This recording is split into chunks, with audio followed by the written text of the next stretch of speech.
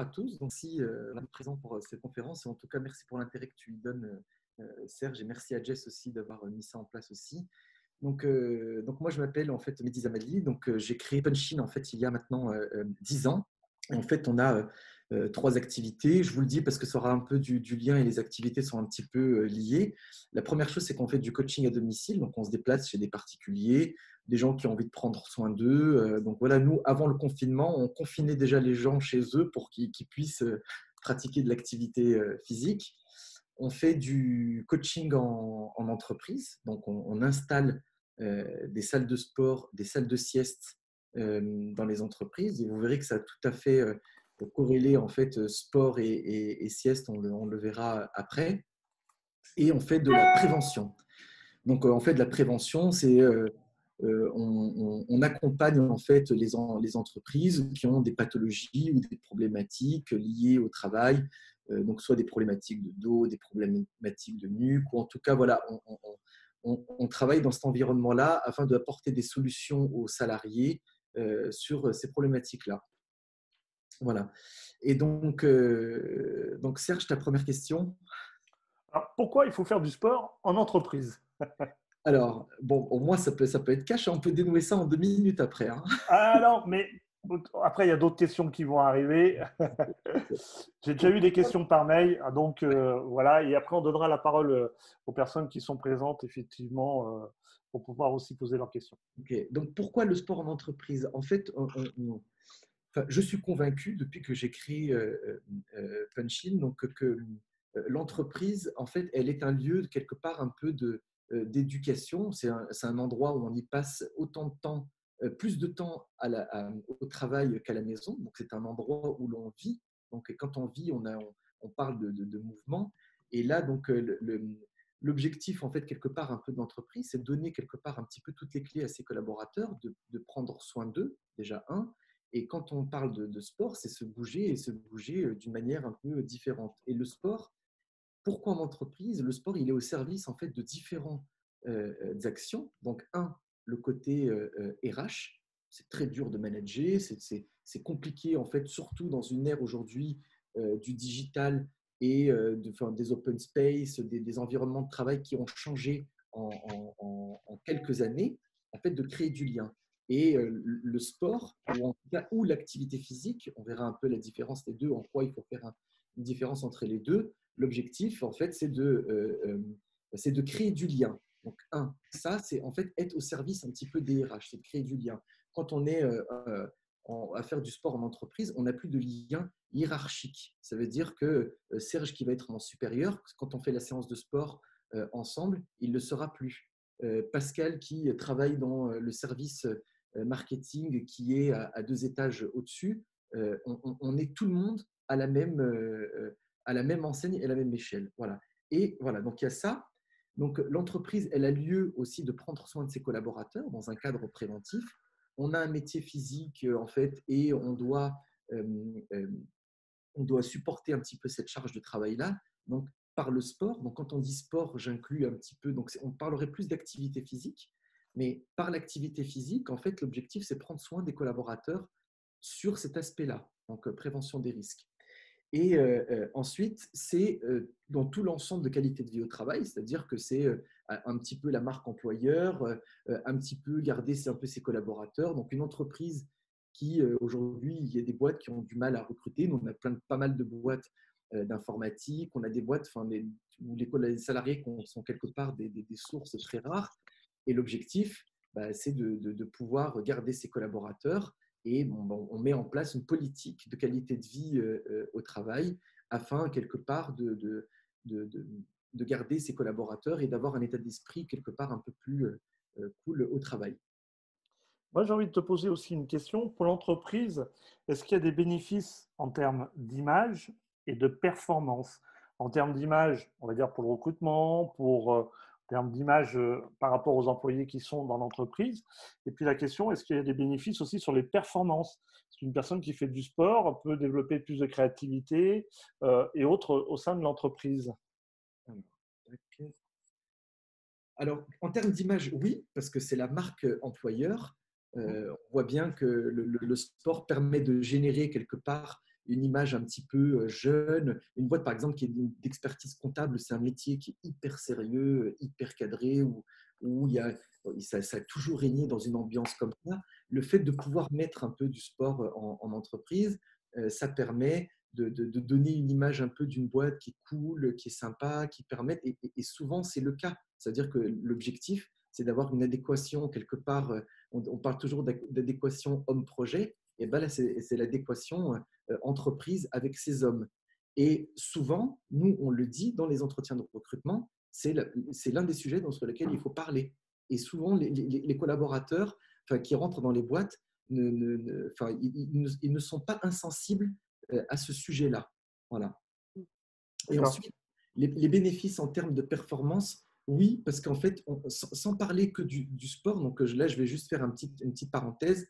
En fait, l'activité physique, ou en tout cas le sport, donc le sport, c'est une activité normée, chronométrée, c'est l'athlétisme, c'est le foot, voilà. Nous, on parle plutôt d'activité physique. C'est le fait de se bouger et d'être en mouvement, et toujours dans une logique de yin et de yang. Ça veut dire que nous, ce qui est important, c'est quand on propose, par exemple, une séance de renforcement musculaire dans l'entreprise, on propose aussi de faire, par exemple, du stretching.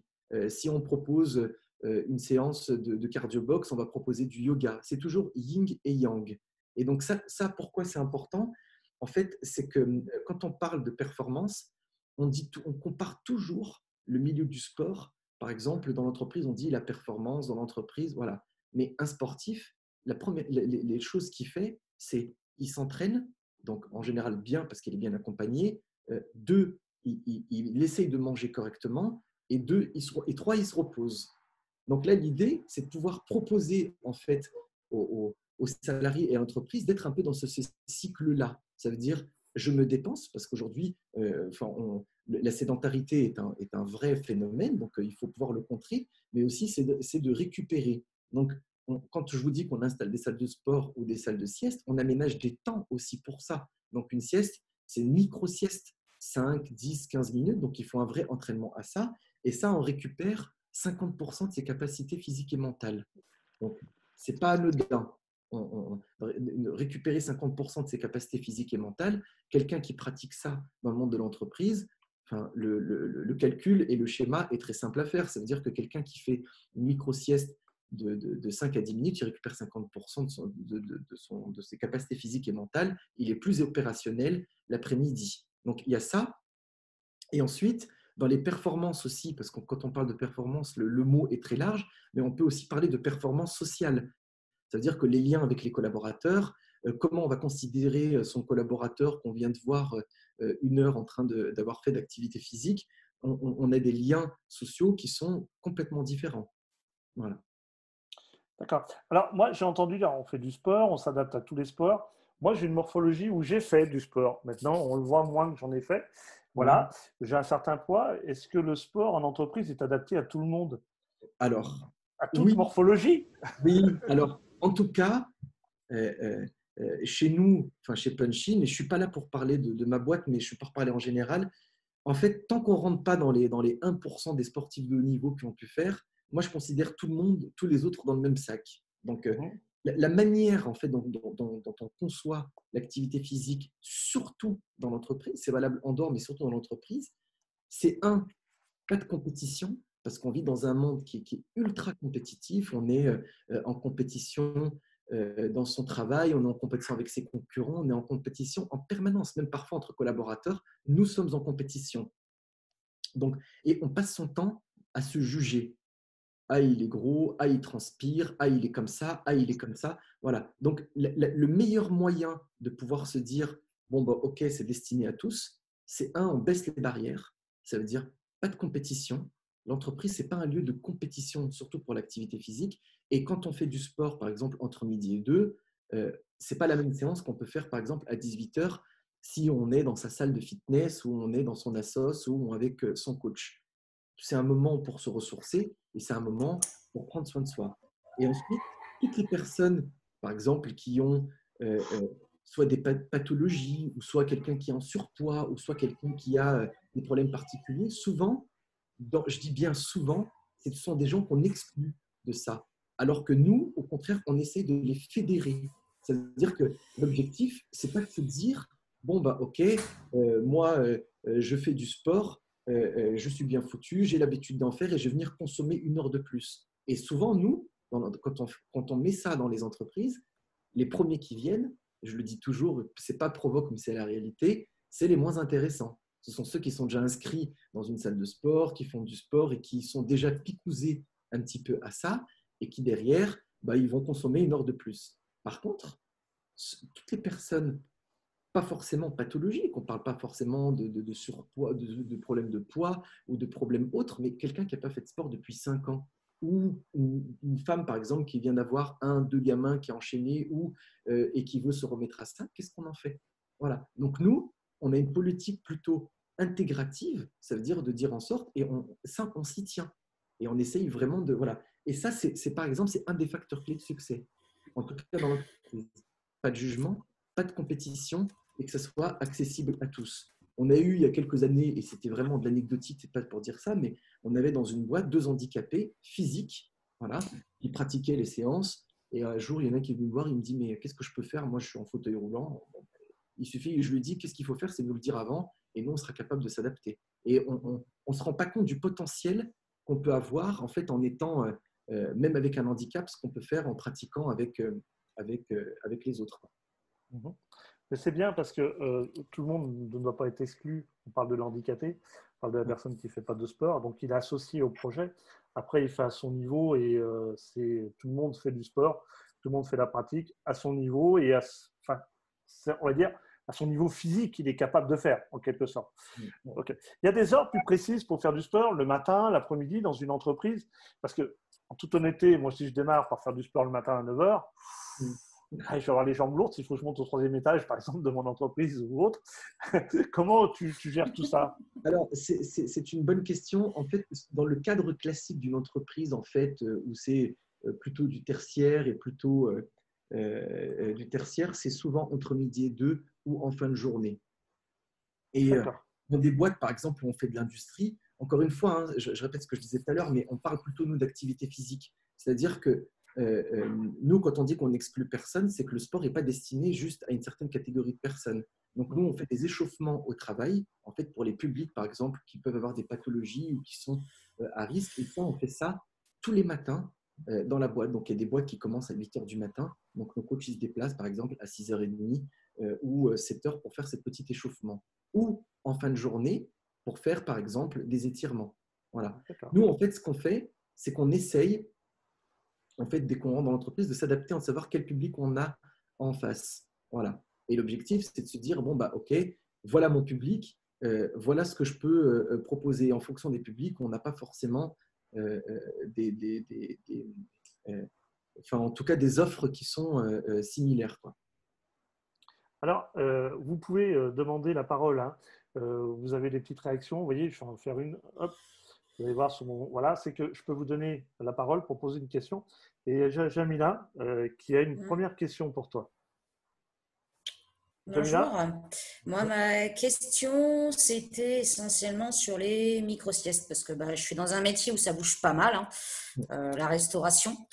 Et micro-sieste de 1/4 d'heure, moi, aujourd'hui, j'y arrive pas, quoi. Et même les autres collègues, quand on en parle entre nous, c'est à la limite, elle va durer 2 heures, quoi. Ouais. 15 minutes, c'est compliqué, quoi. Ouais. Alors, c'est une très bonne question, Jamila. Ça, en fait, il y a un vrai entraînement à ça. C'est-à-dire qu'on n'y arrive pas forcément du premier coup. Et en fait, pour le sport, on va parler d'entraînement, mais jamais pour la sieste. Voilà. Et donc, nous, on essaye d'habituer tous nos clients, on les accompagne. Donc, nous, de manière concrète, en fait, on a une appli sur laquelle on accompagne nos clients. Ce sont des scénarios audio où il y a un petit peu un mix de méditation, de sophro, voilà. Et en fait, au bout de 10 ou 15 minutes, ça réveille en fait un peu les personnes. Voilà. Mais en tout cas, outil ou pas outil, l'objectif, en fait, c'est de se dire, bon, bah, OK, moi, à partir de la semaine prochaine, je vais m'accorder, par exemple, 2 moments de micro-sieste. Parce qu'en fait, le fait de se le dire et de se le préparer déjà psychologiquement, ça aide à préparer à ça. OK. Et ensuite, c'est couper son téléphone, voilà, se déconnecter, parce que souvent, si on fait une micro-sieste en ayant en traitant encore ces SMS ou en essayant de dormir avec ce contexte-là. Il suffit qu'il y ait une chose qui soit un peu négative, qui ne nous permet pas de se détendre, bon, bah, c'est foutu. Par contre, le fait de se dire, bon, bah, ok, moi, je pense que la première fois, je serai capable, par exemple, le week-end, je vais m'entraîner à, si je suis capable de tenir, par exemple, une demi-heure, bah, je vais commencer par 30 minutes. Et en fait, c'est de commencer un peu sur des temps un peu perso, en disant, bah, moi, je vais commencer par ça. Et ensuite, au fur et à mesure, je vais réduire. Voilà, je vais faire ça. Et après, à chaque personne, nous, on n'a pas de recette miracle. Il y a des personnes, ça va être 7 minutes, d'autres, ça va être 15 minutes, d'autres, ça va être 20 minutes. En tout cas, dans un cadre de travail, l'idée, c'est de se dire, ben, je mets soit une musique, par exemple, qui m'aime bien, que je peux mettre en continu, ou maintenant, c'est très facile de trouver des scénarios audio. Il y a des applis qui sont très sympas, comme par exemple le petit bambou aussi qu'on conseille à utiliser. Et on a notre petit scénario, on l'utilise et on s'entraîne. Mais ça, il faut essayer pendant un petit moment. Ça veut dire l'essayer pendant un mois, l'essayer pendant 2 mois et ensuite se dire, bon, bah là, si j'y arrive pas, il faut que j'approfondisse un petit peu. Mais en général, je ne me trompe jamais, mais ça marche plutôt bien. Après, il peut y avoir des autres types d'objections. Quand on parle de micro-sieste, ça on l'a beaucoup dit, c'est les gens qui nous disent « mais moi je déteste dormir. Entre midi et 2, je ne suis pas fait pour dormir et je n'ai pas envie. » Et nous, on leur dit « mais ce n'est pas obligatoire la sieste. » Nous, on l'appelle micro-sieste parce que si on dit en fait, c'est de baisser quelque part un peu le métabolisme, d'arrêter les interactions avec les collègues, parce que quand on est à midi, on a des interactions, on continue à être interactif, c'est de s'isoler. Ça peut être aussi le livre qu'on n'a pas eu le temps de lire, ça peut être aussi juste un moment où, sans fermer les yeux, on médite, on écoute un peu de musique. L'idée, c'est pas de figer les choses, et en fait, c'est de dire qu'est-ce qu'on peut faire pour essayer de baisser un petit peu son niveau de vigilance pour pouvoir être mieux dans le reste de la journée.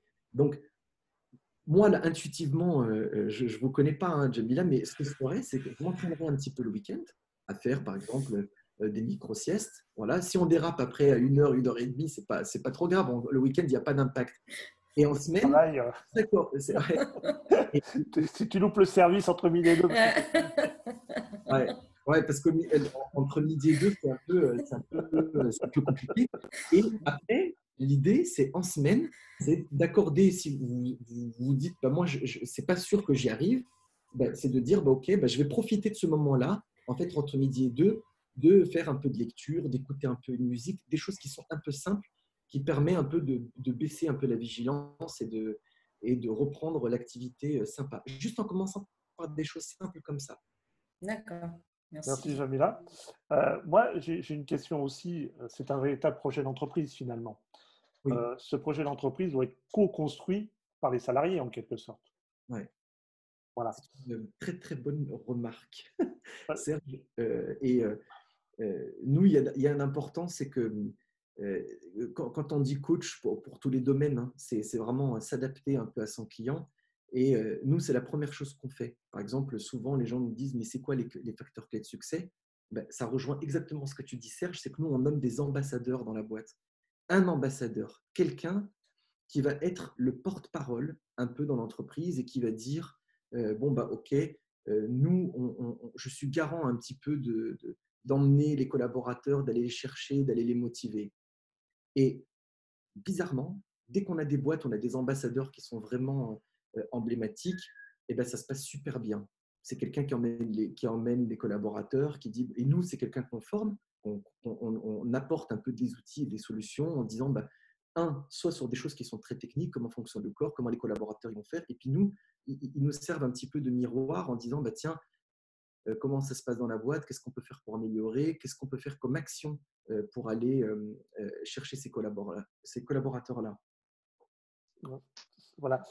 Alors, moi, je reviens sur une phrase, une question d'Estelle. Elle me met que faire des vrais réfractaires. Alors, Alors, il doit y avoir des antisportifs un peu partout. oui, oui, oui. C'est une très bonne question, Estelle. Il ne faut pas les forcer. En fait, il ne faut pas les forcer. En fait, soit on est dans une démarche, ça veut dire one shot, en disant je suis là pour faire une prestation, une fois. Moi, je ne suis jamais pressé. Il y a une phrase que je dis toujours, c'est je ne suis pas pressé de rentrer dans une boîte. Par contre, l'objectif, c'est de rester le plus longtemps possible. C'est-à-dire qu'on ne sait pas ce qui peut se passer. C'est-à-dire qu'il ne faut pas être ni trop lourd, ni insistant. Il faut essayer de comprendre et décoder pourquoi en fait, les gens ne font pas. Essayer de les inviter au fur et à mesure, en mettant des actions. Il y a forcément un point sur lequel ils vont accrocher. Et normalement, sur du long terme, voilà. Et après, ceux qui sont vraiment réfractaires, il ne faut pas les forcer. Et ça peut être leur droit aussi. Quelqu'un qui… il y a différents types de profils. Quelqu'un qui, par exemple, fait déjà du sport en dehors, il en fait super bien, il n'a pas envie de mélanger le boulot, le pro. Et ça, on peut, et à la rigueur, ça, c'est quelqu'un qui est plutôt bien, si jamais il fait déjà du sport. Et des gens qui sont un peu déconnectés de ce monde-là, c'est de pouvoir justement être dans un phénomène d'écoute. C'est-à-dire que s'ils ne veulent pas le faire dans un cadre de travail, c'est d'essayer de leur apporter des solutions, par exemple, en externe. Tu as une question aussi de Pascal qui me dit, Mehdi, est-ce que tu peux… Pardon, c'est qui Pascal? Je ne la connais pas. Bon, c'est pas grave, tu peux quand même répondre à sa question. Je rigole, je la connais très bien. Je sais, c'est pour ça que je me permets. Mehdi, est-ce que tu peux revenir sur la performance sociale? Alors, la performance sociale, donc, c'est une question qui est très intéressante. En fait, ce qu'il y a d'intéressant en fait, dans le fait de faire de l'activité physique, c'est de dire, mais qu'est-ce que je peux faire pour relier les gens? Voilà. Et donc, ça me fait rire parce que Pascal, justement, elle a été moteur un petit peu sur des projets un peu comme ça. Donc, en fait, tu m'en voudras pas si je cite l'exemple, Pascal, où en fait, on a déjà en fait, fait des interventions pour les vitaminés de l'emploi sur lesquelles, avant en fait, un événement de recherche d'emploi, elle nous a demandé en fait, de mettre les gens en route. Donc, en route, c'est quand on parle encore une fois des sportifs, un sportif, avant de commencer une compétition ou un entraînement, eh ben, il s'échauffe. Et ben là, elle m'a dit, tu vas chauffer tout le monde. Les chercheurs d'emploi, les personnes qui étaient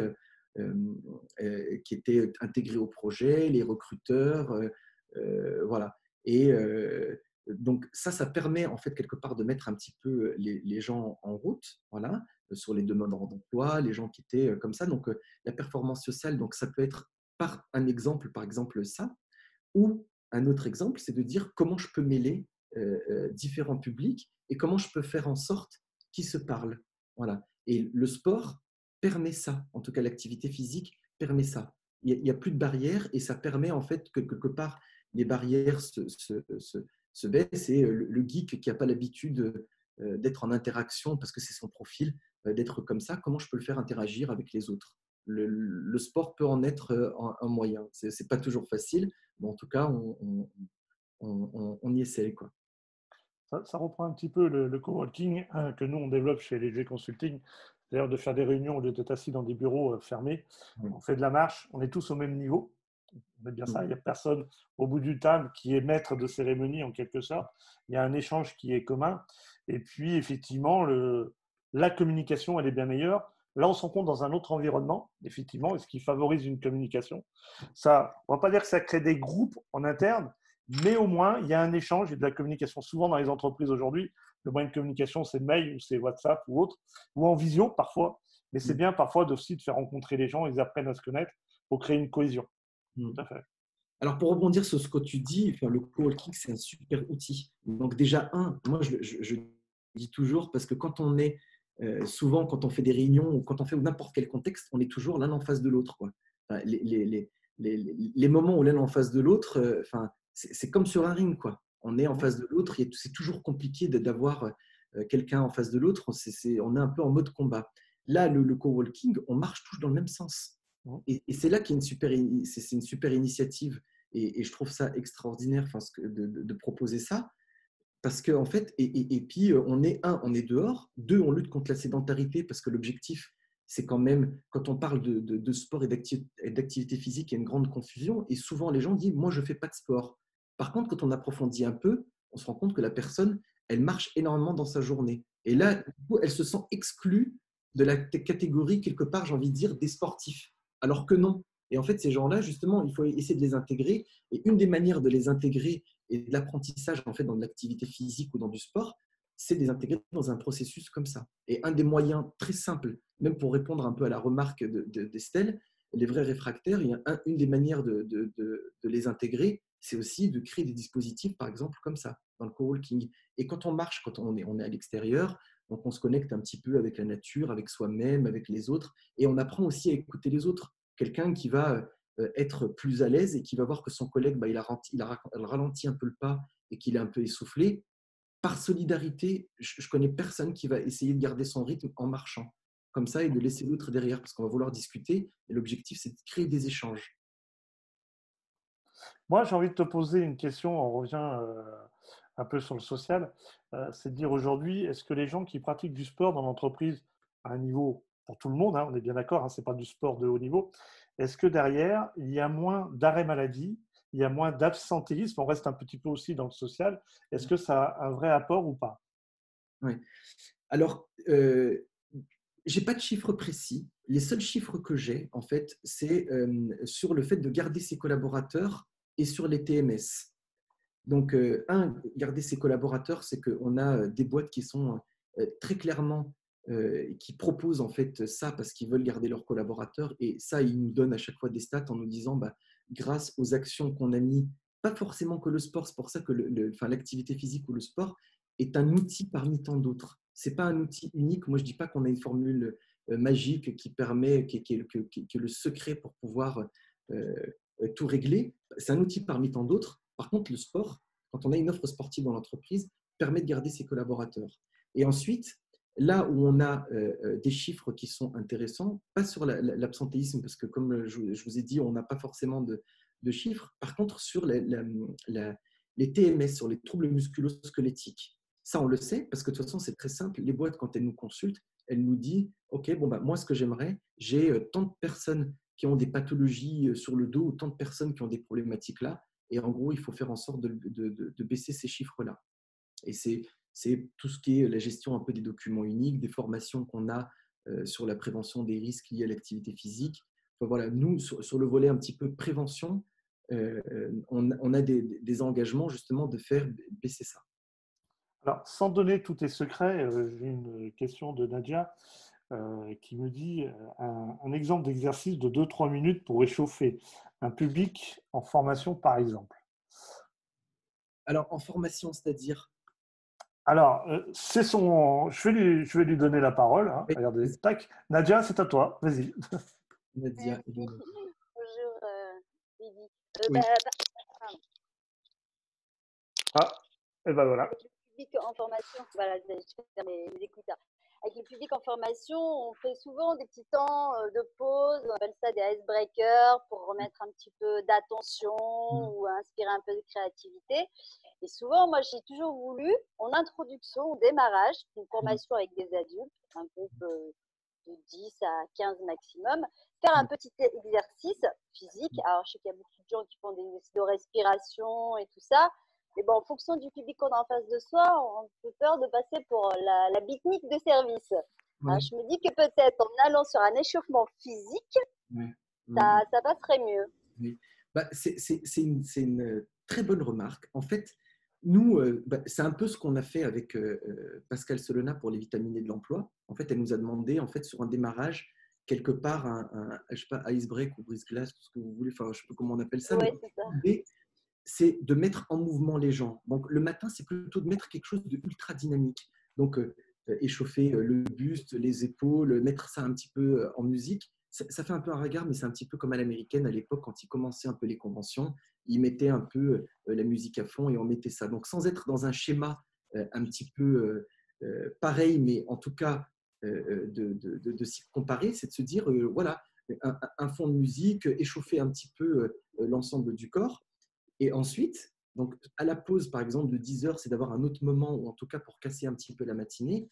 Et là, quelque part, à midi aussi, c'est de proposer plutôt des temps très calmes. Donc ça, c'est très facile à faire aussi. Ça veut dire c'est de faire allonger les gens sans forcément, comme on a dit, les faire dormir, mais c'est les faire un peu se détendre, surtout sur des journées de formation.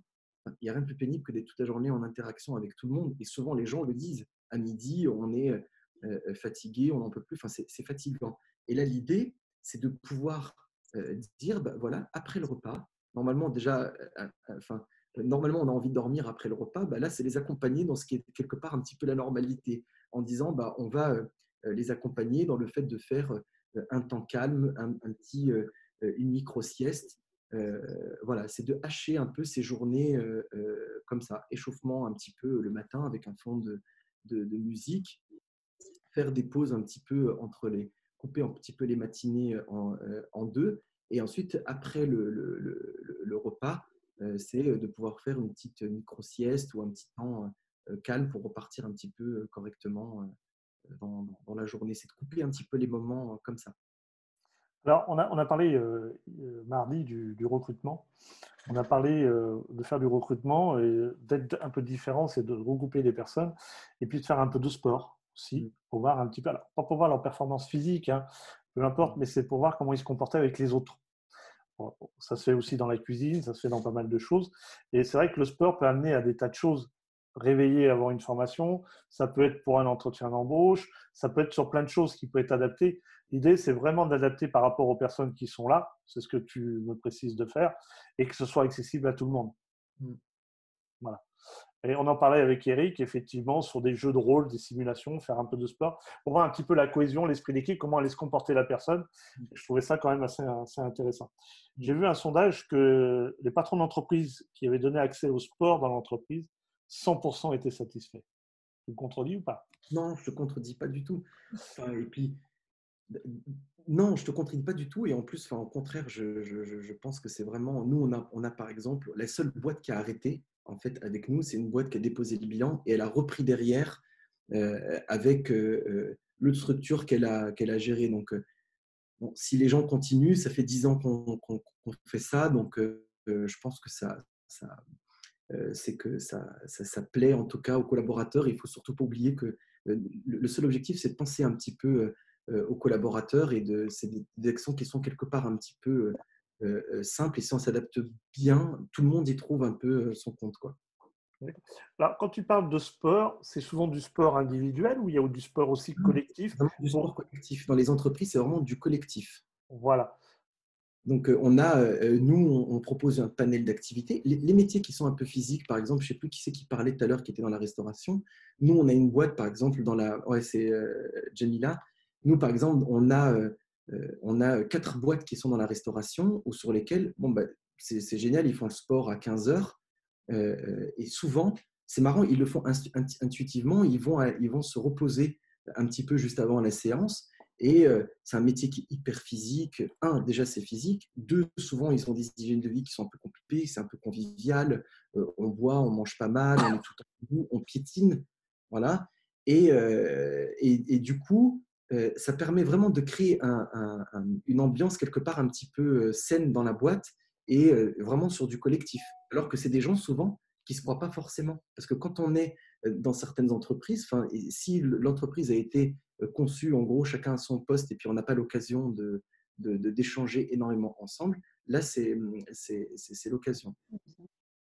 Alors, il y a Pascal, la personne que tu apprends à connaître aujourd'hui, a une question pour toi. Dans ce temps confiné, le sport vient comme un lien, un moyen de garder le contact. Et après, comment garder le rythme? Ouais. Question.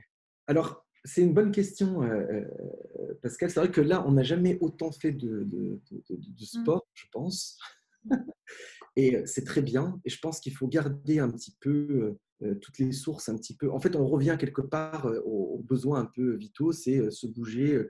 Tout le monde apprend à cuisiner. Tout le monde est devenu des spécialistes de la cuisine. Tout le monde est devenu des spécialistes du sport. C'est bien, c'est top. Et je trouve que tout ce qui se passe en ce moment, que ce soit dans tous les lives, les initiatives un petit peu perso, c'est simple, c'est sympa. Le tout maintenant, c'est de savoir comment on peut garder ça après. Donc, un des moyens, c'est un moyen qui est… moi, j'ai deux petits trucs à dire là-dessus. C'est que quelque part, les gens se sont créés un rituel. C'est par exemple, rendez-vous avec tous les copains à 18h en visio, avec des super coachs, hein, Jess. Il faudra d'ailleurs que je vienne un soir pour voir comment tu les fais souffrir. Et c'est quelque part un petit peu pour Jessica et Stéphane, qu'est-ce qu'on fait pour garder ça après?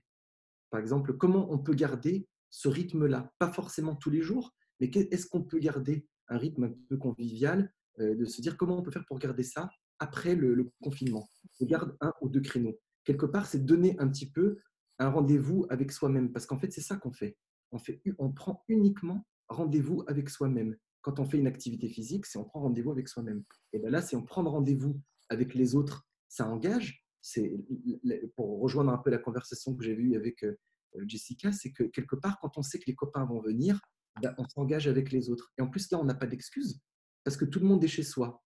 Donc là, quelque part, il faut créer un petit peu le même quelque part rituel et le même mode de fonctionnement. C'est que je me crée déjà un rendez-vous avec moi-même et je me crée un rendez-vous avec des autres aussi sympas, parce qu'il y a un engagement aussi un petit peu moral avec les autres. Et c'est de donner quelque part, avoir 4-5 pistes pour faire de l'activité physique. Les semaines où ça se passe pas bien, j'en fais qu'une. Et les semaines où ça se passe bien, j'en fais 4. C'est si on a la chance d'avoir du coaching en entreprise, c'est profiter de ces occasions-là. Si on inscrit dans une salle, c'est de créer ces créneaux, c'est-à-dire de dire, OK, moi j'y vais, on le note, parce qu'on note tout. On note le rendez-vous chez le dentiste, on note le rendez-vous qu'on a avec son comptable ou autre. Par contre, on ne note pas le rendez-vous qu'on a avec le sport. Nous, la première chose que nous achètent nos clients, c'est de la motivation. C'est un rendez-vous avec soi-même. Ils ne sont pas tout le temps contents de nous voir quand on débarque à 6h30 du matin pour les coacher. Ils n'ont pas forcément tout le temps envie. Là, c'est pareil. Ça veut dire que quoi qu'il arrive, n'importe quel problème qu'on a, on se note le rendez-vous qu'on a à 18h. Voilà. Donc, il y a ça. Et voilà, donc comment garder le rythme, ça, c'est un bon moyen. Et ensuite, c'est de se fixer un petit peu des objectifs. Et ça, pour ça, moi, il y a une phrase que je dis tout le temps, il faut se connaître pour se reconnaître. C'est-à-dire, de quoi j'ai besoin? Est-ce que j'ai besoin plutôt par exemple, de m'étirer? Est-ce que j'ai besoin plutôt de faire une séance de stretching ou de courir ou de marcher? Et ça. Donc ça, il faut essayer de se connaître. On les connaît tous un petit peu, nos besoins. Au fond, on les connaît un petit peu. Donc, c'est de pouvoir se questionner en disant de quoi j'ai besoin. Et ensuite, c'est de se dire, c'est de mettre un plan d'application. C'est de dire, moi, mon objectif, je suis raide. L'objectif, c'est de pouvoir m'assouplir. On me donne 6-7 mois pour m'assouplir et je m'y tiens. Voilà. Et ensuite, je fais le point et je me dis, OK, après ça, je m'engage à rester souple ou, par exemple, je veux travailler mon cardio, je vais aller faire pas forcément, je n'ai pas envie de prendre l'exemple de la course à pied parce que c'est tellement banal et basique, mais de courir un 10 km ou un 21, mais c'est de se dire, tiens, je vais tenir 40 minutes ou 45 minutes avec mon chien ou tenir, d'aller courir avec mes enfants parce que souvent, les problématiques, en tout cas les enjeux perso, c'est ça qui prime. Nous, la plupart des gens nous disent, mais moi j'ai mal au dos, mon seul objectif, c'est de ne plus avoir mal au dos pour pouvoir jouer au foot avec mon fils. Donc ça peut être aussi un objectif comme ça. C'est de se dire, moi mon objectif, c'est d'aller avec mes enfants, mes petits-enfants, ou d'aller continuer à promener mon chien, ou d'aller… voilà. Et de se donner cet objectif-là, et de quelque part se donner un petit peu un calendrier, un challenge, voilà, en fonction de comment on raisonne. Alors, Stéphane, il avait quelque chose tout trouvé pour garder le rythme. Mais ceci étant, moi, je voudrais dire, c'est vrai qu'aujourd'hui, le sport, ça peut créer de l'empathie aussi, ça crée de la convivialité, ça crée une communauté, et on n'est pas tout seul. On est un groupe. Le jour où on est peut-être moins bien, où il pleut un peu, il fait la brume, et on se dit, tiens, je suis pas très motivé. On est entraîné un petit peu par les autres. On est emmené par les autres. Il y a une force qui nous amène, qui nous pousse un petit peu mentalement à faire le sport. Il y a Eric, il voulait poser une question. J'ai ouvert ton micro, Eric, si tu veux poser ta question. Merci Serge. Bonjour Mehdi. Voilà, en fait, je voulais savoir si tu avais déjà eu des chefs d'entreprise qui t'avaient demandé d'intervenir pour travailler un peu sur l'esprit d'équipe, mais ponctuellement, tu vois, sur un souci d'équipe, un souci managérial, et qu'ils t'aient demandé d'intervenir pour travailler cet esprit d'équipe. Et si oui, quels en ont été les résultats? Alors, oui, on l'a déjà fait et on continue à le faire assez souvent. en fait, soit les boîtes, elles se disent, bon, bah, OK, moi j'ai une problématique, par exemple, de management ou cohésion d'équipe, et je veux utiliser le sport comme outil. Et encore une fois, je dis, nous, on n'est qu'une solution parmi tant d'autres. OK. Et donc, soit on organise un petit peu des challenges en interne dans les boîtes en disant, bah, OK, on fait par exemple les échauffements au travail le matin avant la prise de poste, par exemple, sur des métiers qui sont un peu industriels. Ça, on va dire, j'ai envie de dire, c'est assez classique, mais ça marche super bien. Et on a même des super exemples. Par exemple, on a des boîtes sur lesquelles on a mis en place les outils, donc échauffement au travail avant la prise de poste, on nomme un ambassadeur et on revient 6 mois après et on demande, tiens, la boîte, OK, est-ce que vous continuez un peu soucieux, on se dit, bon, on a tout mis en place, mais on ne sait pas si ça va marcher. Mais les boîtes, elles nous rappellent qu'au bout de 2 ans ou 2 ans et demi, Oui. en nous disant, ça commence à s'essouffler, est-ce que vous pouvez venir?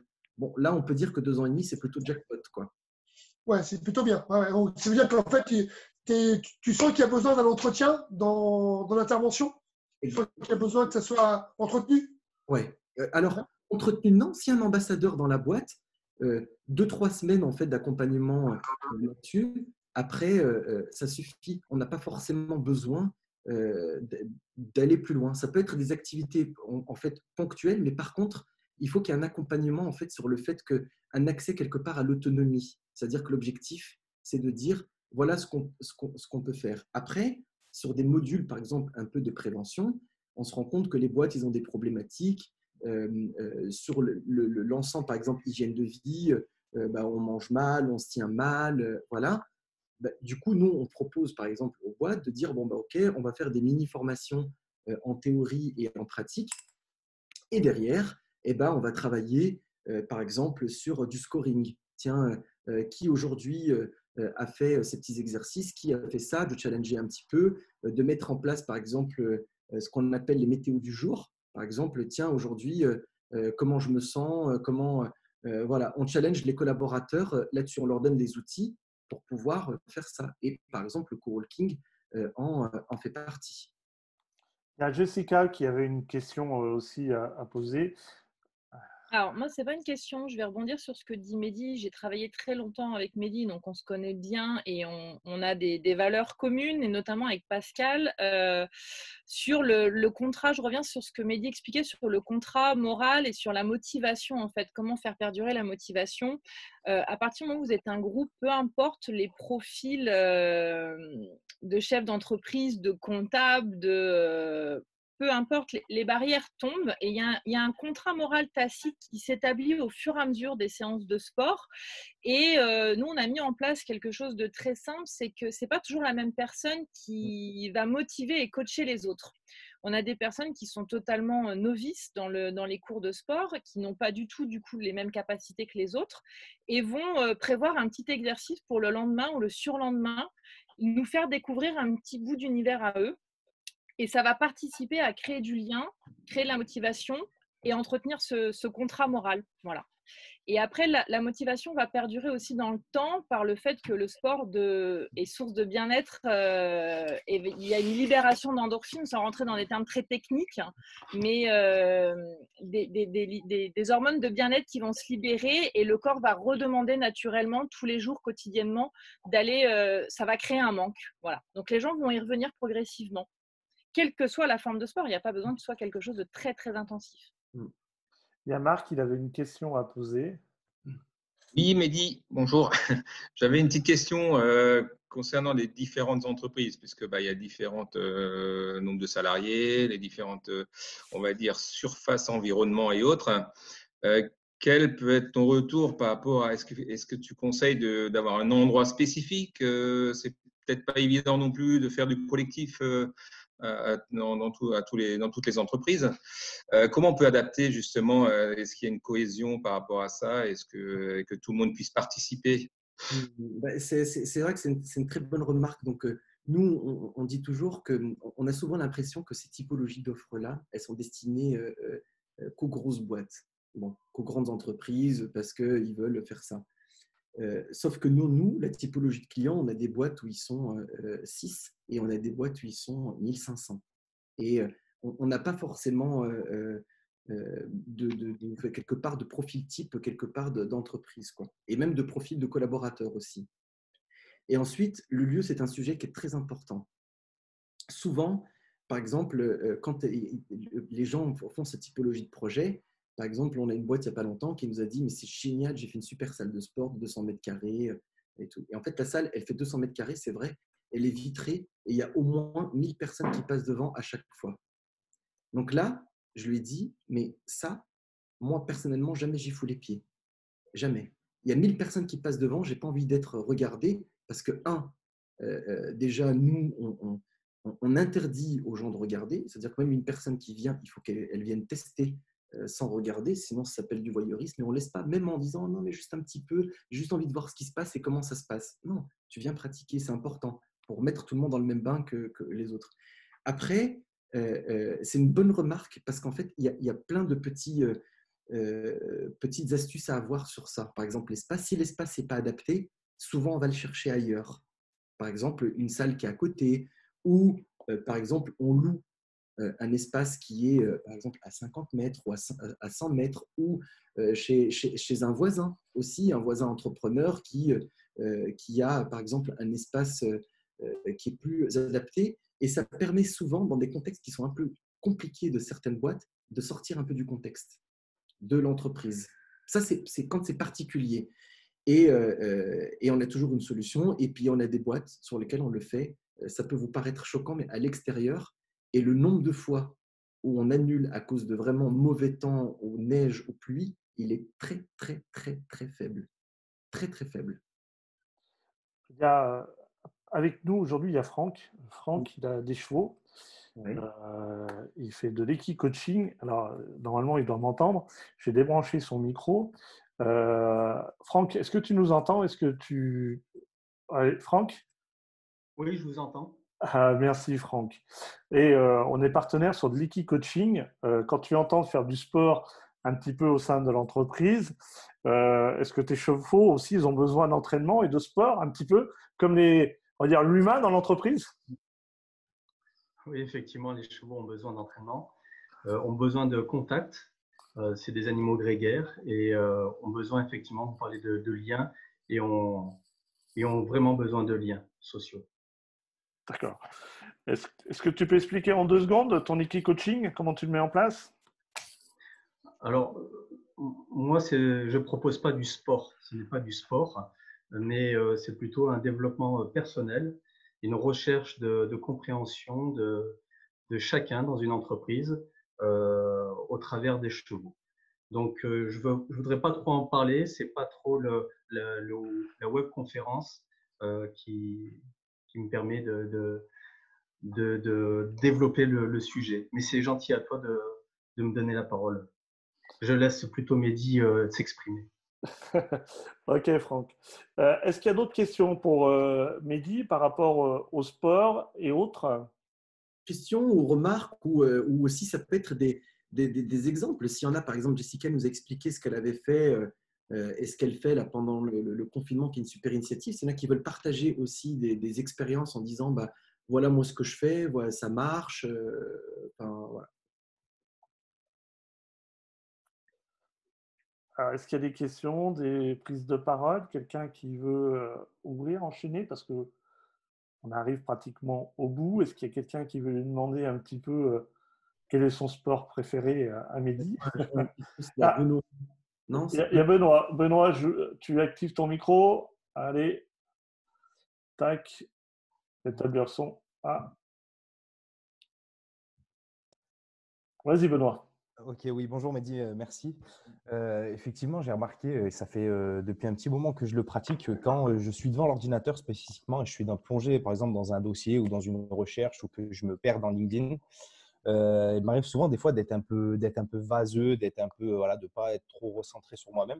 Et le fait des fois de faire un petit exercice physique de 10-15 minutes, mais vraiment quelque chose d'intensif, j'ai l'impression que ça permet de remobiliser mon cerveau, de remobiliser mes idées et de faire un peu comme si je faisais un reboot en fait.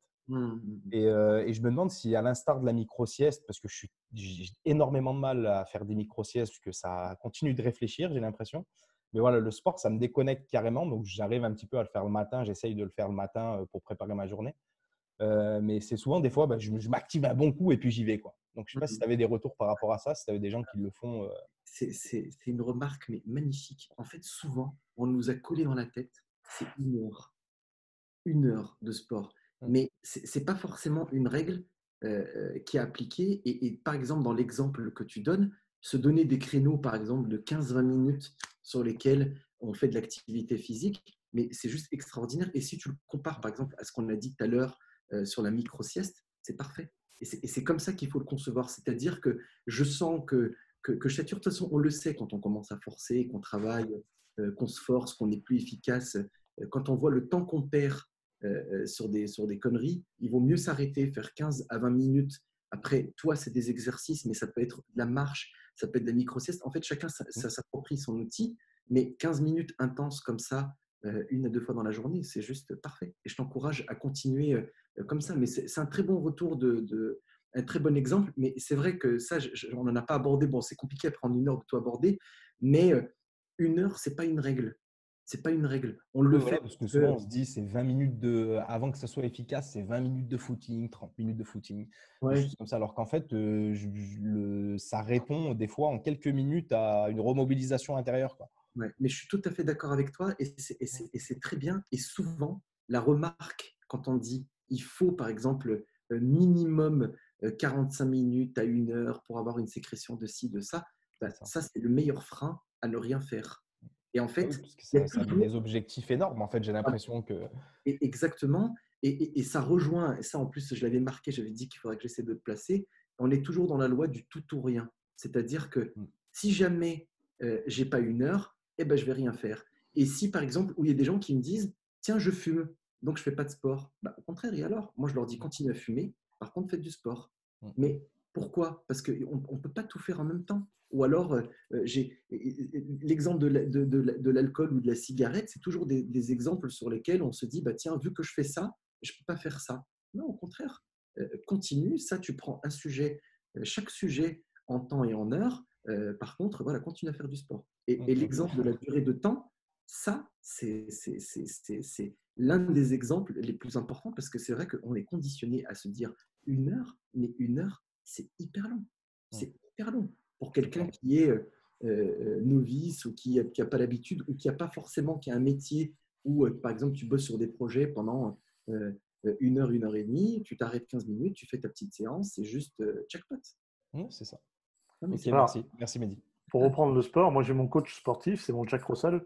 C'est le matin, on ne va pas faire la promenade. Si on ne fait pas des marches, 20, 25 minutes, une demi-heure, je suis moi son rythme en quelque sorte. Eh ben, c'est très très bien. C'est très Voilà. bien. Continue à ça. Est-ce que des dernières questions un petit peu? Je pense que Cécile, elle a bien aimé la remarque de Benoît, puisque ça correspondait aussi à sa demande. Est-ce que tu as une conclusion pour enrober cette magnifique webconférence qu'on a fait aujourd'hui? Mehdi? Qu'est-ce que je pourrais dire? J'étais en train de réfléchir en fait. Bah, déjà, je pense qu'il faut se mettre en fait quelque part un peu des objectifs et de profiter un peu de cette période-là. Ça, je parle plus à titre perso en fait pour un peu s'accompagner au changement. Et là, on a tous les bons indicateurs pour pouvoir changer. On est chez soi, on n'a rien à faire. Le sport, ça peut être une priorité ou pas. On peut tester aussi et de se dire, comme l'a très bien dit Pascal en disant, mais qu'est-ce que je peux faire pour continuer le rythme? C'est de se donner un petit peu quelque part un rendez-vous avec soi-même. C'est pas de la provoque et pas du marketing quand je dis ça. Vraiment, c'est quand on se donne rendez-vous avec soi-même, on s'y tient. On respecte les autres, on respecte le rendez-vous chez son dentiste, on respecte le rendez-vous chez son médecin. Et ben, c'est une manière un petit peu aussi de se respecter soi-même en disant je prends rendez-vous avec moi-même ou avec les copains en visio, comme font les tourniers. Voilà. Ensuite, pour reprendre un peu le sujet qu'il y a initial sur le sport en entreprise, donc déjà, c'est de pouvoir dire, c'est un outil qui est intéressant au service de créer une cohésion, au service de prendre soin des collaborateurs. C'est aussi un moyen de pouvoir dire, aujourd'hui, on vit dans un monde qui est ultra connecté. Et soyons connectés aussi avec nos collaborateurs, avec des outils qui sont un peu simples. et de mettre en place des rituels ou des routines, comme par exemple le coworking que tu fais. Ça, c'est un sujet qui est vraiment très intéressant et ça, j'ai vraiment hâte, par exemple, que ce soit un outil qui soit beaucoup plus démocratisé, parce qu'il y a aussi le phénomène de démocratisation de tous ces sujets-là. Le sport, on en parle beaucoup plus qu'on ne pratique, même en entreprise. Enfin, c'est un sujet, on a souvent l'impression, comme nous, souvent les gens me disent, mais c'est génial, il y en a de partout et c'est top, c'est très démocratisé. Pas tant que ça. On a encore, et ce qui est bien, en voyant les choses positives, c'est qu'on a une grosse marge de manœuvre encore. Donc, pas forcément des caractéristiques de boîte particulières. C'est adaptable à tout. On peut être vraiment, enfin, que vous soyez salarié, c'est aussi un bon moyen pour les salariés de proposer ça à son entreprise aussi. Les collaborateurs, souvent, peuvent être moteurs. Et j'ai rarement entendu un cas d'une boîte, sauf bien sûr des soucis un peu, que ce soit financiers ou de mise en place pour des problématiques horaires ou quoi. Mais les collaborateurs ont souvent été entendus. Et d'ailleurs, nous, on a quelques cas d'entreprise où ce sont les salariés qui ont fait la démarche, qui ont été voir le gérant de la boîte en lui disant « Ok, moi, j'aimerais bien mettre une démarche de qualité de vie au travail, qu'est-ce qu'on peut faire ?» Voilà. Et voilà, c'est tout. Bon, pour finir, moi, je dis prenez soin de vous et puis prenez ce sujet à bras-le-corps parce qu'en plus, dans ce qu'on est en train de vivre en ce moment, ça n'a jamais été aussi important que de prendre soin de soi. Oui, tu as tout à fait raison. Le sport, c'est la santé. Hein, comme diraient certains sur France 2, c'est vive le sport. Je trouve ça très intéressant. Et moi, je suis né dans le sport, j'ai toujours fait du sport, mes parents ont fait du sport. Et bon, malheureusement, aujourd'hui, j'en fais un petit peu moins, mais je le fais à mon rythme et à mon niveau. Et c'est déjà très, très bien. Je remercie tout le monde de s'être connecté. Je vous remercie de votre implication, de vos questions. Prochaine conférence qui sera sur le management du sport avec Salim Tebani, un ancien pilier de rugby. Et puis après, ça sera avec le vendeur, avec Nadia, à de super pouvoirs. Voilà. Je voulais vraiment vous remercier. Ces webconférences sont faites pour se retrouver. Alors, on ne fait pas du sport. On peut se retrouver autour d'un apéro ou faire du sport. Il faut choisir, c'est boire ou courir. Mais en tout cas, vraiment merci à tous. Merci pour ces échanges. Et puis, je vous dis à très vite pour les prochaines webconférences. À bientôt. Merci de votre présence et portez-vous bien. Prenez soin de vous. Bye bye. Bye. Bye bye.